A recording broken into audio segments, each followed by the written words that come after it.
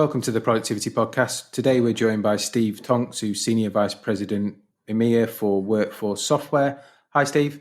Hi, Simon. How are you doing? Yeah, very good. Very good. Thank you. We'll talk a bit about the world, and clearly it's been a strange old year to date, and I'm sure will be for some of next year. We'll talk a bit about how you guys at Workforce Software have been responding to some of the things that have been happening in the world. But I think interestingly today, we'll have a chat about how people who can't work from home have been helped by you guys. I think there's been a lot we've talked about in previous podcasts about helping people who work from home, but we're going to flip it around today. So we'll get into that in a second. But just tell us a bit about yourself, how long you've been at Workforce Software, what you did before. I joined Workforce earlier this year, actually, but I've been in the technology sector for 20 years now. I started my career in the manufacturing industry, really around kind of market research and performance analysis. And that got me into forecasting, which led into supply chain and some systems implementation, and moved to the vendor side, as I say, about 20 years ago, which was great because that's actually always been a kind of passion of mine. When we were young, a lot of my friends had pictures of cars and footballers on their wall. I tended to have things of technology related. So I often say I've never really done a day's work in my life. And this has just been a passion that I've been able to indulge during that time through various different software companies, particularly around applications that enable people to make better decisions or improve business processes. And that naturally takes you through supply chain, where it's about right product into the right place, through to workforce management, which is very much about the right people in the right place at the right time as well. There's lots of press coverage around people who are working from home and having to adapt, and companies doing things differently by enabling those teams to do that. But clearly, maybe unrecognised, there's also lots of people in lots of different industries that are still having to go into the office, the factory, the hospital, and carry out their day-to-day activities because that's what's keeping the rest of us going and the economy spinning. How at Workforce Software have you been helping those organisations, and what themes and requests have been coming through from those types of customers? Yeah, indeed. I think, Simon, I saw a statistic that said up to 60% of the workforce actually aren't able to work remotely. And our strengths have long been in the manufacturing sector, obviously plant-based, in retail. People kind of have a location that they need to go to, as well as the kind of broader service sector in things like transportation, logistics, in public sector, where people have to go to the place of work to deliver those services and those capabilities.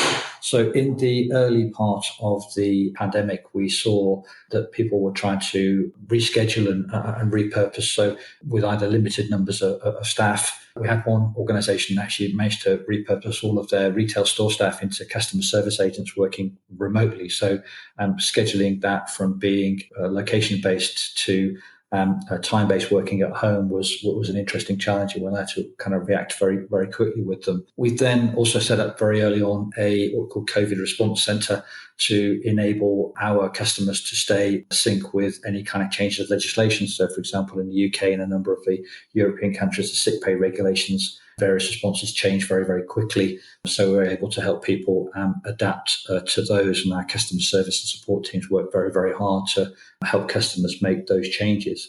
But as things have progressed, we found that as people started to return to those locations as lockdown eases, the idea of changing scheduling patterns, so to reflect either social distancing or staggered shifts, or to avoid overlaps in working patterns, have been very important.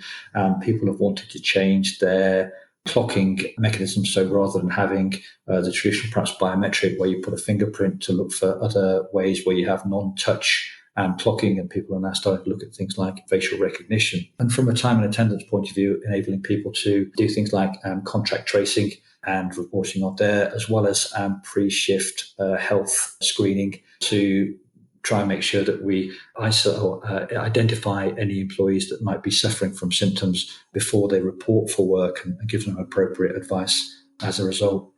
I think now we're starting to see people look beyond that in terms of how they organise the future of work, but also thinking about the longer term impacts of employees and how we look at sentiment, how we make sure that we retain and motivate top talent, and kind of prepare this as being more of a long haul, I think, than a kind of short-term crisis. So there's a big demand for more health and safety based parts of the technology, which I don't know, actually, yeah, it's driven that, hasn't it? Because before, like you say, clocking in was binary, so it was a swipe card, a key fob, then it went pretty much biometric. But actually that technology, it's interesting how that's morphed into, like you referenced, health checks prior, making sure that anybody who's potentially got a high temperature, let's say, doesn't get into the office or the factory, that it's no touch, that you've gathering data that can be used now for track and trace. Those are short-term things that have been driven out of keeping people in the environment and making it as safe as possible with the tech that's there. What are the wider kind of market trends that you're seeing in the workforce management industry that maybe were there prior to all the lockdown pieces, or have been accelerated, or even new trends post? I think there's certainly two or three that I think we have seen accelerated through the last year. The first one is, I think, from a technology point of view, a move towards the cloud.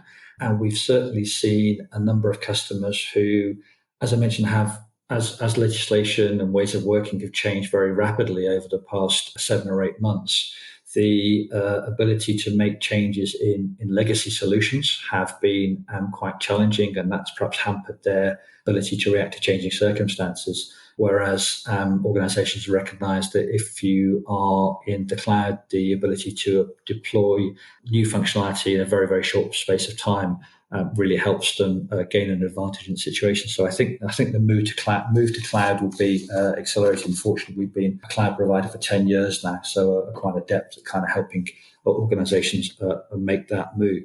I think there are two others as well that we see. That the first of is, again, existed, I think, before the pandemic, was the desire for employees to have more flexibility, to have more control over their working lives, particularly, as I mentioned, that kind of hourly paid environment where we work, where typically employees perhaps seem to have less flexibility and less control over their working lives. So the ability to request time off easily, to be able to see when they're working and change shifts, to be able to perhaps swap shifts with a colleague. We've also seen the ability of employees to coordinate their working patterns with employees so that they can car share, for example, and carpool, which obviously has a kind of positive impact on the environment, but also allows people to kind of work in groups to maintain a kind of a social element within there. I think as well, the third trend is probably from the sort of management side. So we have a tool called the Workforce Hub, which allows the employee to manage their working life more effectively. Coupled with that is something called the Workforce Assistant, which allows managers to react in the moment to various things happening. Either someone has clocked in late, they haven't turned up to work, there's a request for time off that they can review and approve. And the ability to do that in the moment, get them away from their desk and actually either perhaps in a retail environment be walking around meeting customers and working with employees rather than stuck in a back office, or perhaps in a manufacturing location where they're remote from that workforce, to be able to action those things very quickly and easily improves both managers' productivity, but also the speed of reaction, which benefits the employee because they recognize that their requests have been actioned very, very quickly, and the organization's responsive to their needs. Yeah, they're really interesting, and certainly seen some of those come through with some of the clients we work with. If we just circle back round on all three of them, actually. So cloud's interesting. Like you say, you guys have been in the cloud for 10 years plus. It's really interesting still, though, how there's organisations that are very polarised in that whole cloud adoption. Some, it's the only way forward. Everything they do is that model of cloud software as a service. People can spin up. They take the advantage of multi-tenant in some with some vendors where you'll make a development and that's accessible to them to configure on or off. Others, absolutely the other way of they want it in their world, in their own private cloud, or still even locally deployed. What's your take on those kind of the polarized, and I'm talking probably primarily retail and hospitality, if I'm honest. What's your take on the kind of those two conflicting views? The view of wanting to have the data resident on premises is quite often driven, of course, by a security and data sovereignty point of view and respecting employee data, which very, very kind of sensitive and aware of. I think we've made a massive investment in both having data centers in locations that typically, so we have European data centers, for example, where that gives a level of comfort and confidence to our European customers, for that the data is resident within the European community, and similar approaches in different parts of the world as well. Plus an enormous investment in security standards and kind of world-class data security and a methodology that ensures that data is as well protected within an environment of a cloud provider as it would be on premise. And I think the move every year towards the sort of flexibility, the cost of ownership, and ability to really deploy technology quickly and easily is something which kind of makes the weight towards moving and being hosted within the cloud more attractive year on year to customers and organizations that we talk with. Yeah, it'd be interesting to see what the next generation of that is and where we are in the next 10 years' time. I'm sure it will advance as quickly as other parts of the world in terms of tech and deployment. Indeed. The employee thing's interesting. Lots of things in the media around, whole work-life balance in normal times, gig economy, so people having potentially in the future more jobs and working for 3 or 4 different companies potentially on terms that are more beneficial for them in terms of 0 hours, flexible hours, annual hours even, or monthly hours. And that whole hub and assistant piece I find fascinating too, because we as you know, do lots of work with, in retail, let's say, leadership teams. So we'll do day in the life of studies, help organisations understand how long those store managers potentially are spending in the office, what they're doing in the office, typically admin, how much time they spend on the floor, how much time they spend interacting with customers and colleagues and alike. And it's interesting that you talked around kind of the hub and the assistant piece of almost empowering managers to be more on the floor by giving them information at the right times in real time so they can act on it without being pulled back into the office. Because as soon as they sit down in the office, there'll be 101 other things that they can then start to do, be it emails or other bits of admin. Is that a conscious drive or pull from customers to do that, or is it just something you guys have picked up on and are actively pushing? Many of the things that we bring into the software and develop are absolutely driven by customers, and we certainly see that demand and that desire within our customer base to make their managers more productive. We certainly see a move across many of the things that we do to people have actionable insights, within the moment. So one of the things that we've been working on recently is employee sentiment surveys. So taking the time and attendance or the scheduling data and using that to inform when we want to check in on how employees are doing. So I saw a really interesting thing from one of our partners about the impact upon the likelihood of someone to be with a company in 3 or 6 months' time on the number of times that their shifts get changed at the last moment. And there's a strong correlation between the amount of overtime that someone is offered, how often their shift gets changed, with the likelihood that they're going to be with a company in the long term, as well as being able to take information. For example, if someone has clocked in late consistently in a certain day or a certain period of time, or has actually worked quite a lot of overtime and they actually may be fatigued or getting a little bit burnt out, to be able to just kind of ask them, how are you feeling right now? And use that as a way to gauge them and actually find workable solutions to make their working life a lot better. And even though we are potentially looking at a period of increased unemployment, there I think still is a desire to retain good, skilled, quality talent, and organisations will continue to kind of fall over themselves to do everything they can to make sure that they retain and motivate their best people. And again, it's interesting, those last minute shift changes, I think, and I may get this wrong, it's California in America where if once the schedule's published, and let's say it has to be published 3 weeks out, the company gets a fine for every change they make. Yeah, so a number of other jurisdictions, I think, have similar kind of things. And California seems to be the gold standard in terms of compliance. And we often looked there to see what else we will need to be putting in parts of other locations and jurisdictions in the future. Yeah, and I think that it's interesting, that approach. It seems quite draconian to a degree because there's a number of reasons why a schedule may change or affect more than one employee. But actually, if you think about the amount of effort that goes into editing schedules close to the event, I suspect it pretty much kills all of that. So I don't know the ins and outs of it, but I would imagine their scheduling process is more thorough further out to make sure that they don't then fall foul of short-term changes.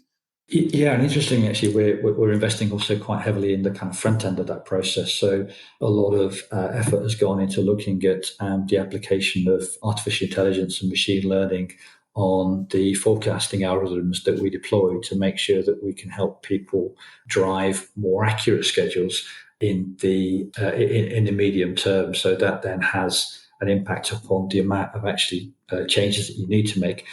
Going back to my supply chain days, I actually have often found that the short-term changes often created noise rather than actually bringing an awful lot of value to the productivity or the level of service that would happen as a result of making those changes. So perhaps locking it down for a couple of weeks beforehand might not necessarily be such a bad thing after all. It's almost reverse flexibility to a degree, I think, but actually to give the colleagues certainty of hours and when they're available to go and work somewhere else if they've got more than one job. I can see the benefits both sides. The fact that people have kind of multiple jobs or have a design flexibility, and there are quite often households where both partners perhaps have similar kind of working patterns. So the ability to synchronize those and be able to then make sure that you can take care of other domestic responsibilities around those patterns is a real driver of engagement for people, and I think is something that even if it's not legislated, perhaps will be adopted by organisations who, again, want to be seen to be good and responsible employers and recognising that the world of work is indeed changing for many folks. I agree. Be interesting, again, another trend to keep an eye on in this ever-evolving, quick-paced industry. The other thing that seems to be evolving massively is this big shift, and historically, workforce management solutions have had lots of data in. So people data, shift data, schedule data, time and attendance, so when I've actually clocked in and out of work, and then a bunch of, and there were reports off the back of that can tell you exception management for time and attendance, for example, a number of KPIs for scheduling. I see there's a big move to insight. Data's fine, pretty static, and there's some stuff that's just, I need to know that to manage my operational drive performance. But do you see this big shift to insight as well, where people are piecing other bits of data outside of the workforce management ecosystem in to drive more insight and then actionable recommendations off the back of it? So we've seen people where, the weather becomes important because it has a material impact on their business if they're very hot weather, cold weather driven, or you may put customer sentiment, net promoter score in, you may put sales data in. Do you see that becoming a bigger thing? Yes, absolutely. We had our annual customer conference, and one of the 4 key initiatives that talked about was this idea of using the insights to make better decisions, either from an employee engagement point of view or a productivity point of view. And as you say, we've often in workforce management thought about exceptions and measurement KPIs, but there's just such a huge wealth of data within there that gives such an added level of information. And we touched on a couple of those already, from this idea of people who have the schedule changes that impact their ability to stay with the company, through to actually working out good looks like in terms of performance, either in a retailer or manufacturing point of view, from a productivity perspective, and being able to use the power of the data tools and the machine learning capabilities that are coming to the forefront now really helps understand what those factors are and how we can then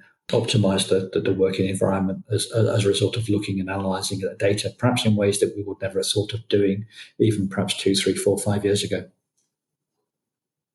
And how does that influence the product? Is that, if you work it backwards, if people are wanting more insight, is that something you're building into the product, or is the data being moved out of the product into the data cubes, or is there a choice?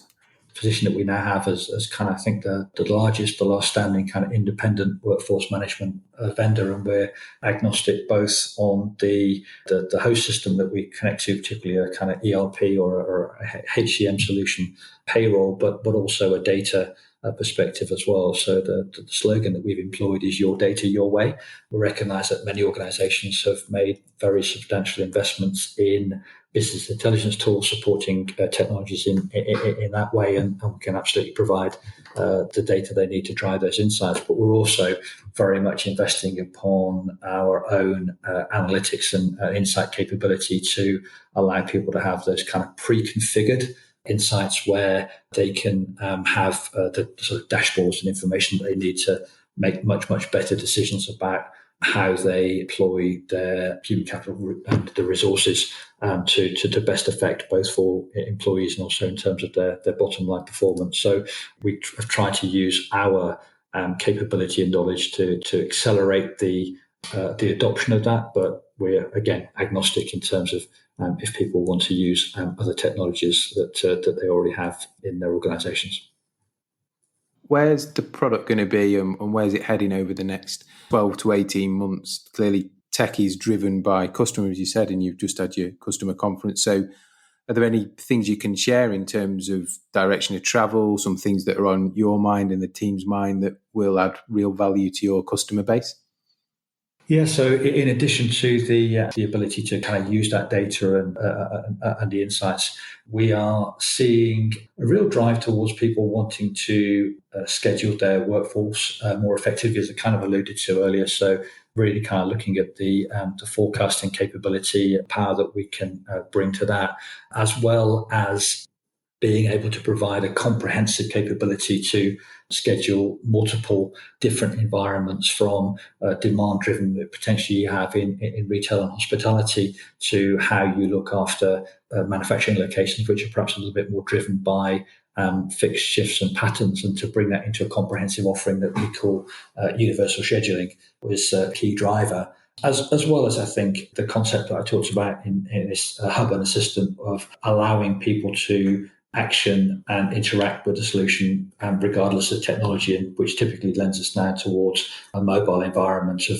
the ability to do everything from your phone and not necessarily be stuck by a desk or having to use a particular terminal or device that can't be carried around. Plenty to look forward to then. Keep the developers busy and the testers and then the clients excited with new functionality. I'd certainly hope so, and yes, it's certainly an exciting time for workforce. I think generally for the industry and in general. Good. So, final question then from me: what's the best bit of business advice you've ever been given? Oh, great question. Perhaps if I could be allowed to, I've worked with some really kind of great leaders. One of the first organisations that I worked for in software, and the founder had this very strong belief that the customer was the only person that put the kind of money into the whole kind of machine, from right the way through to the sales organisation, through to developers and beyond that. So a closeness to customer, an intimacy with those customers is a foundation for success that I think we kind of retained throughout my career. And you alluded to that when we've talked about the sort of development and the future roadmap. So never losing sight of what the customer needs and where they're going is absolutely important. From a personal point of view, the sort of leaders that I've worked with seem to place a great deal of weight on what I call resilience.